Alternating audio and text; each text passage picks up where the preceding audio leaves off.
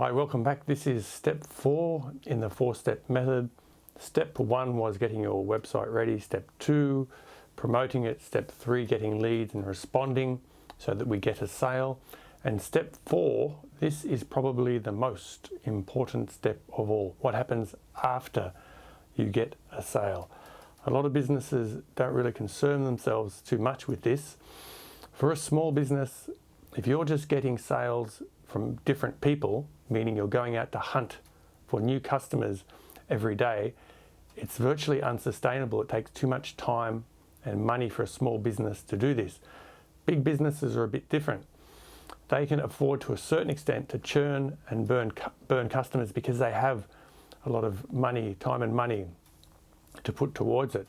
With small businesses, it takes roughly 5 times as much to sell to a new person than it does to sell to somebody that you already have sold to or have a relationship with.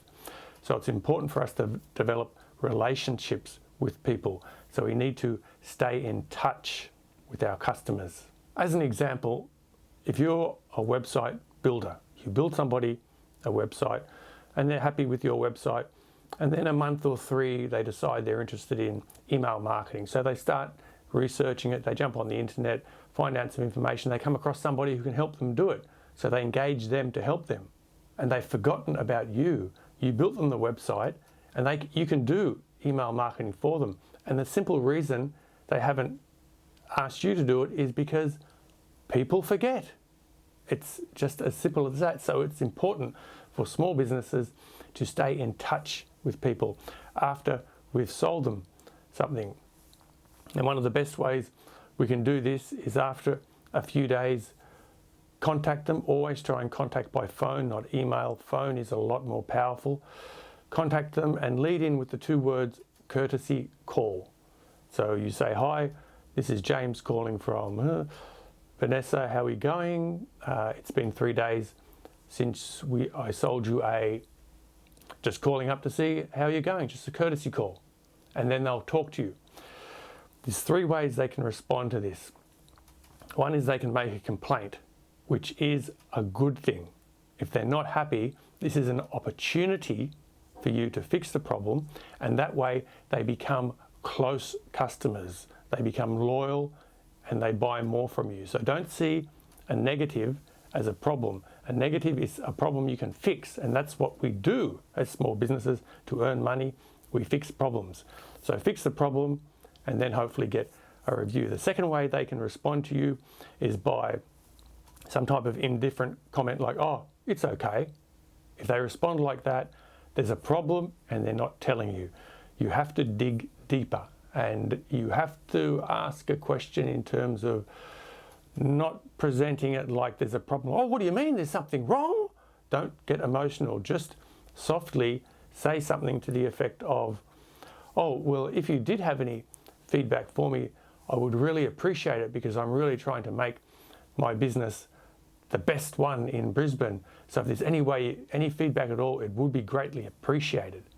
And that way you draw feedback out of them, find out what the problem is or what they're not entirely happy with, make it up to them.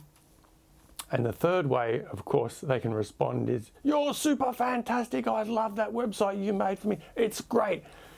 In that case, you ask for a review. And when you ask for a review, try and get one thing out of the person that they felt was a standout with your service.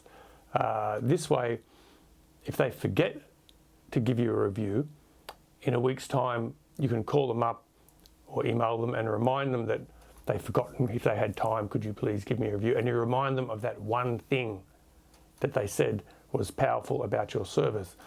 And when you get that one thing, it's important too because you could actually email them and remind them they need to give you a review and that one thing that they really liked, and that would spark something in their memory because they could have totally forgotten about you. So that's how we get a review. And when you ask for the review, try and make it, well, you have to make it that it's really easy for them to give you the review. So whatever platform you want them to review you on, probably send them an email and give them a step-by-step, a blow-by-blow way of how they actually leave you a review, because you don't want to make it difficult for them. And when you ask for a review, you have to gauge their personality type for this. You might also want to ask if they'd like to leave you a video review, if that's in your cache of things you do, because a video review is a very powerful thing. They may forget to review you. So you can call them in a couple of weeks and ask for a review. If they still forget again, you can call another time, because this time you'll be asking for a referral. And a great way to ask for a referral is by phone, and you will set up an email with them. So you say, it was great to work with you.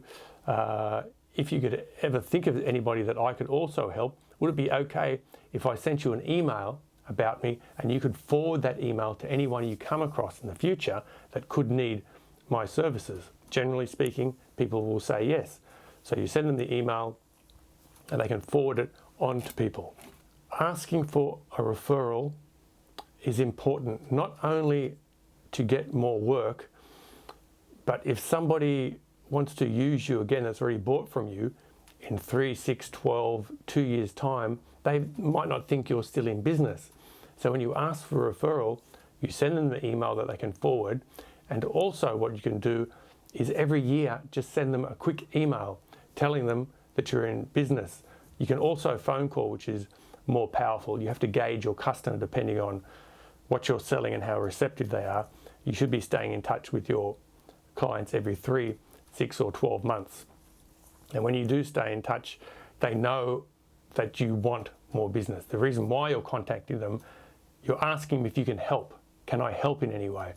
But there's a reason behind that, which is you're covertly asking for more business. And it's important to do this. It's not pushy. It's important to remind people you're still in business, because a lot of businesses go broke after a year or two.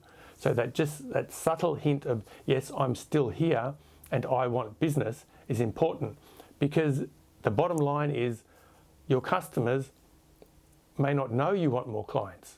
A lot of things happen. You could have no space for clients. You could be independently wealthy and don't really care. You could be moving to Hawaii tomorrow. There are a million reasons why you don't want more clients. You could have gone broke. So every X amount of months, if you give that subtle reminder that, hi, I'm still here, it's very important to do for the success of your business. And then when your business grows, remember, you don't have to get bigger. It's not essential for you to take on an office or a bigger office or employ staff. You can get better, not bigger. For example, you could increase your prices because now you're better at what you do. You could sell a book online, you could sell courses, you could do public speaking. So there are other options to make money other than growing. So you don't need to expand, so to speak.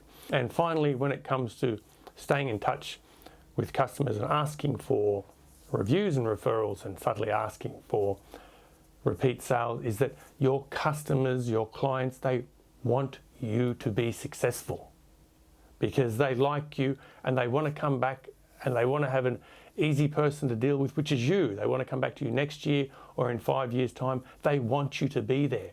So be there for them by asking them to help you with reviews and referrals. In a way, you're not really asking for anything. You're sort of asking to hang around so that you can help them further. So don't think that you're taking or asking. It's not. It really is a partnership. You should be developing partnerships with your clients so that you're helping each other. It's about a mutual helping each other. Repeat business, reviews, and referrals.